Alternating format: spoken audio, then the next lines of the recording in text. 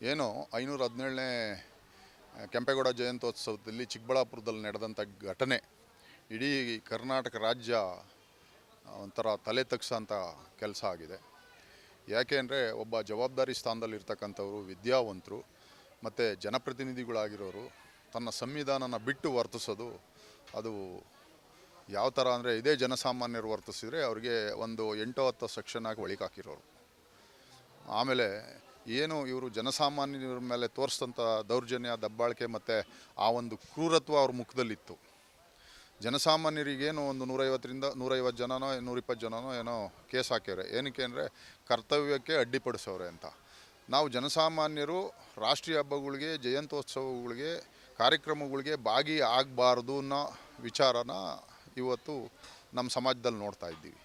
ಯಾಕೆಂದರೆ ನಾವು ಯಾವುದೇ ಜಾತಿ, ಪಂಥ, ಧರ್ಮ ಇವನ್ನು ನಾವು ಲೆಕ್ಕಿಸ್ದಲೇ ನಮ್ಮ ಕರ್ನಾಟಕದಲ್ಲಿ ಒಂದು ಏನು ಸಮೃದ್ಧಿಯಾಗಿದ್ದೀವಿ ಎಲ್ಲರೂ ಜನಸಾಮಾನ್ಯರು. ಇಂಥ ಒಂದು ವಿಚಾರನ ಇವತ್ತು ಯಾವ ಮಟ್ಟಕ್ಕೆ ತಂದರು ಅಂದರೆ ಜನಸಾಮಾನ್ಯರು ಯಾರೂ ರಾಷ್ಟ್ರೀಯ ಹಬ್ಬಗಳಿಗಾಗಲಿ ಜಯಂತ್ಯೋತ್ಸವಗಳಿಗಾಗಲಿ ಭಾಗವಹಿಸಬಾರ್ದು.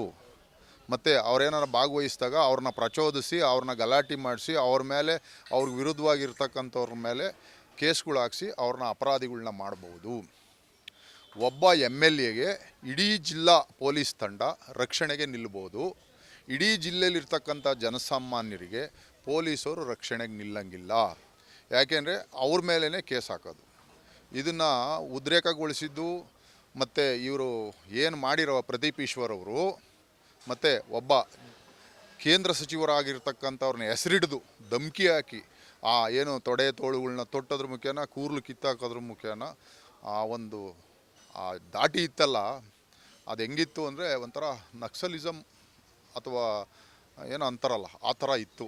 ಅವರು ಜನಪ್ರತಿನಿಧಿ ಆಗೋಕ್ಕೆ ಅನರ್ಹರು.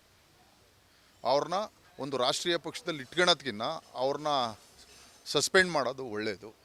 ಮತ್ತು ಆ ಒಂದು MLA ಸದಸ್ಯತ್ವನ ರಾಜ್ಯ ಚುನಾವಣಾ ಆಯೋಗ ಇಮ್ಮಿಡಿಯೇಟಾಗಿ ವಜಾಗೊಳಿಸಬೇಕು.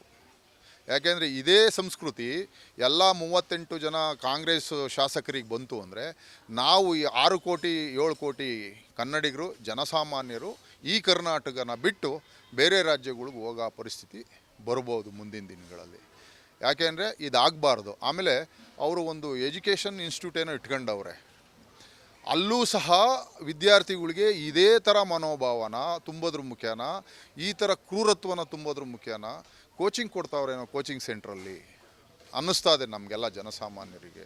ಯಾಕೆಂದರೆ ಅಂಬೇಡ್ಕರ್ ಬರೆದಂತಹ ಸಂವಿಧಾನಕ್ಕೆ ಅಗೌರವ ತಂದವರವರು. ಅಂಬೇಡ್ಕರ್ ಬರೆದಂತಹ ಸಂವಿಧಾನದ ಬುಕ್ಕನ್ನು ಕೈಲಿಟ್ಕೊಂಡು ಪ್ರಮಾಣ ವಚನ ಮಾಡಿದವರು ಇವತ್ತು ಈ ಕ್ರೂರತ್ವನ ಪ್ರದರ್ಶನ ಮಾಡವ್ರೆ ಅಂದರೆ ಒಂದು ಜಾತಿನ ಬೆಟ್ಟು ತೋರಿಸೋದ್ರ ಮುಖೇನ ಏನು ನಮ್ಮ ಜಿಲ್ಲೆಯಲ್ಲಿ ಬೆಳೆದಂತಹ ನಾವು ಏನು 5 ಜನ CM ಕೊಟ್ಟಿರ್ತಕ್ಕಂಥ ಜಿಲ್ಲೆ ಇದು. ಕುಮಾರಸ್ವಾಮಿ ಅವರನ್ನ ನಮ್ಮ ಜನಗಳು ಬೆಳೆಸಿ ಅವ್ರನ್ನ ಕೇಂದ್ರದಲ್ಲಿ ಕಳಿಸಿದ್ದೀವಿ. ಇದೇ ಜಿಲ್ಲೆಯವರು ನಮ್ಮ ದೇಶದ PM ಕೊಟ್ಟಿದ್ದೀವಿ.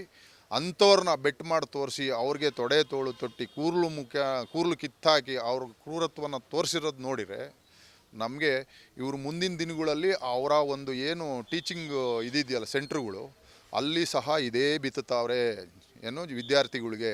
ಹಂಗಾಗಿ ಕೇಂದ್ರ ಸರ್ಕಾರ ಮತ್ತು ರಾಜ್ಯ ಸರ್ಕಾರದ ಶಿಕ್ಷಣ ಇಲಾಖೆ ಅವ್ರ ಮೇಲೆ ಕ್ರಮ ತಗೊಬೇಕು. ಅವ್ರ ಟೀಚಿಂಗ್ ಸೆಂಟ್ರುಗಳಿಗೆ ಹೋಗಿ ಪರಿಶೀಲನೆ ಮಾಡಬೇಕು. ಮತ್ತು ಅವ್ರನ್ನ ಆ ಪಕ್ಷದವರು ಏನು ಈಗ ಕಾಂಗ್ರೆಸ್ ಪಕ್ಷ ಅವ್ರನ್ನ ಹುಚ್ಚಾಸ್ಪತ್ರೆಗೆ ಸೇರಿಸಿ ಟ್ರೀಟ್ಮೆಂಟ್ ಕೊಡಿಸ್ಬೇಕು ನಮ್ಮ ನಿಮ್ಯಾನ್ಸಲ್ಲಿ ಅನ್ನಿಸ್ತದೆ ನಮಗೆ.